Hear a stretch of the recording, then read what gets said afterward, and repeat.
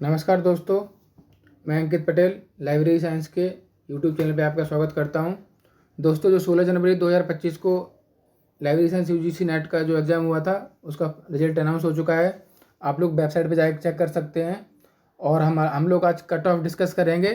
Cut off को देखते हुए जून सेशन की रणनीति पर चर्चा करेंगे कि किस प्रकार की रणनीति होनी चाहिए, स्ट्रेटेजी होनी चाहिए, जिससे कि जून आपका एग्ज़ाम आसानी से निकल सके। जिन लोगों का इस बार हुआ है उन लोगों को कॉन्ग्रेचुलेसन्स, बहुत बहुत बधाइयाँ। और जिनका नहीं हुआ है वो निराश नहीं हो, वो अच्छे तरीके से शांत मन से तैयारी करें, सबका हो जाएगा। बस मेहनत करने की थोड़ी सी और ज़रूरत है। और मेहनत क्या, कभी कभी एग्ज़ाम डे भी हो जाता है, जिस दिन थोड़ा बहुत ऊपर नीचे किस दिन हो जाता है, तो इतना टेंशन लेने की ज़रूरत नहीं है। आराम से जून सेशन के लिए तैयारी करें।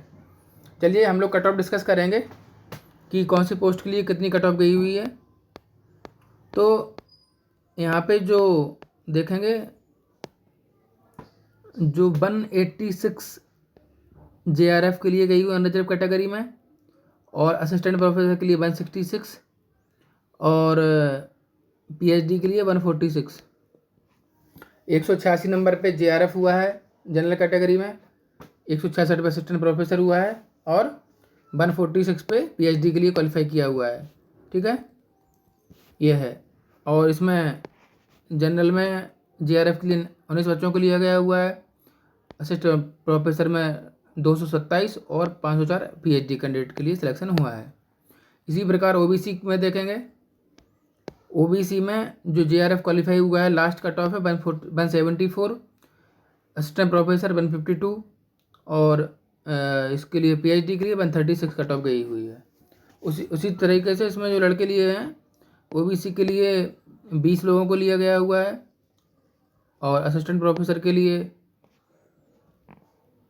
JRF के लिए 20 लोगों को लिया गया है OBC में, और असिस्टेंट प्रोफेसर में 190 लोगों को लिया गया हुआ है, और 413 PhD में OBC कैटेगरी से लोग सिलेक्ट हुए हैं।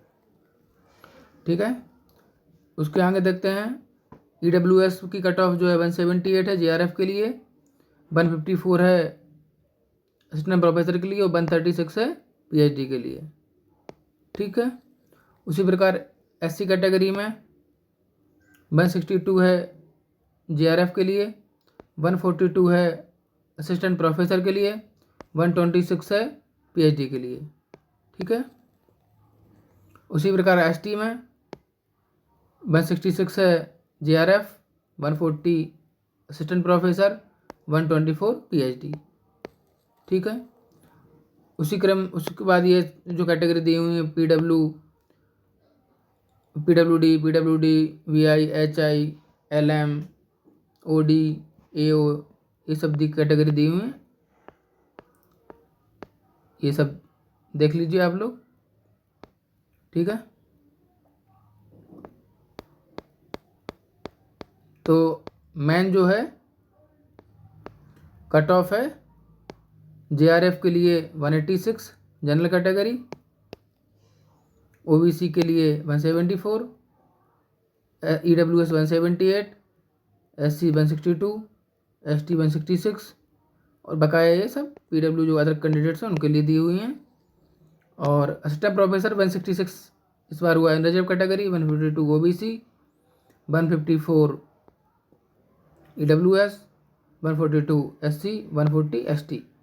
बकाया जो PhD के लिए लास्ट गई है अनरिजर्व कैटेगरी 146, OBC में 136, EWS में 136, SC में 126, ST में 124। तो कट ऑफ लगभग पिछली बार की तरह ही है, ज़्यादा डिफरेंस नहीं है, 2-4 नंबर का इधर उधर है। तो जून सेशन के लिए मैं आपके साथ तत्परता के साथ खड़ा हुआ हूँ। जून सेशन में सारे लोगों का सिलेक्शन होगा, और आप लोग जो है तैयारी करते रहिए अच्छी तरीके से। और ख़ास तौर से आप देखो, नेट में सिलेक्शन लेने के लिए सबसे बड़ी बात है हम लोगों को कहाँ से पढ़ना है। जो फैक्चुअल टाइप जो क्वेश्चन होते हैं वो तो पढ़ने ही पढ़ने हैं, जैसे कि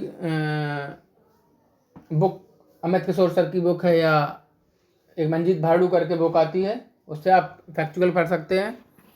और अगर यूजीसी नेट में सबसे मैंने एक चीज़ पॉइंट आउट की है, आप ई ज्ञान कोश से पढ़िए।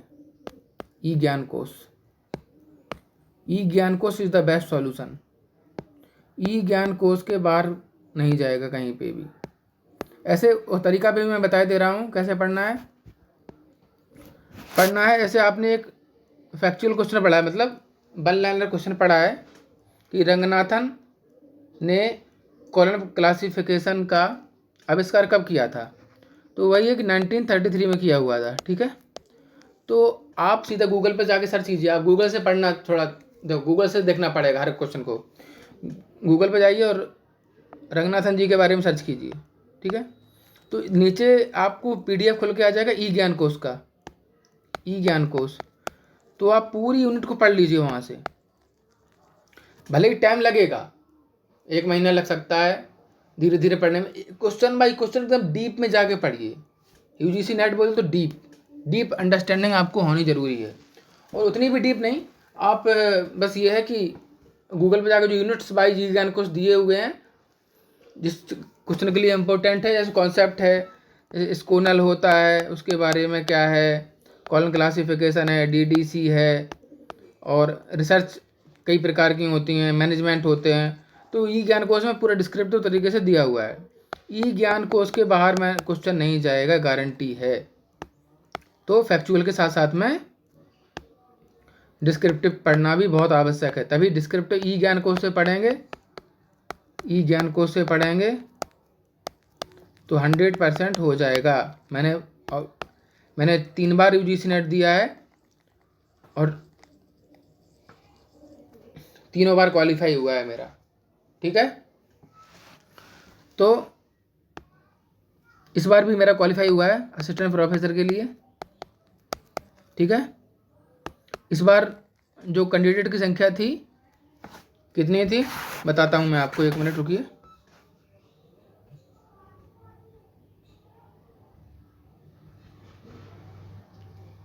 इस बार जो कैंडिडेट की संख्या थी, जो कैंडिडेट ने रजिस्टर्ड किया था, रजिस्ट्रेशन किया था कैंडिडेट ने, वो किया था 16,478 लोगों ने रजिस्टर किया था। और एग्ज़ाम में अपीयर हुए थे 13,164 लोग। ठीक है, इतने लोग अपीयर हुए थे, 13,164 लोग। और जो मेरे नंबर आए हुए हैं वो 156 हैं।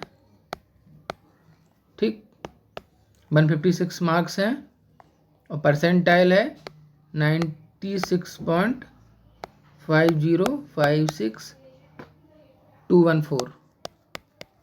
ठीक,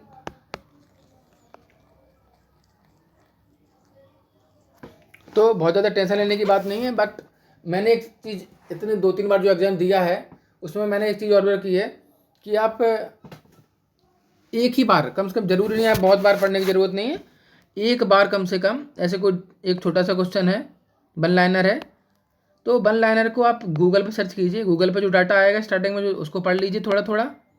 और उसके बाद जो एक नीचे अगर ई ज्ञान कोश का ऑप्शन आता है, 100% आता है, तो उसकी PDF डाउनलोड कर लीजिए। PDF को पूरा अच्छे से पढ़ लीजिए, ज़्यादा टाइम नहीं लगेगा। अच्छे से PDF को पढ़ लीजिए और आपका हर चीज़ क्लियर हो जाएगी। फिर वो क्वेश्चन आप कभी नहीं भूलेंगे। सबसे बड़ी चीज़ है लर्निंग की, पढ़े सब लोग होते हैं। ठीक है, तो क्लियर हो गया होगा आप लोगों के। चलिए, आज के लिए इतना ही, धन्यवाद।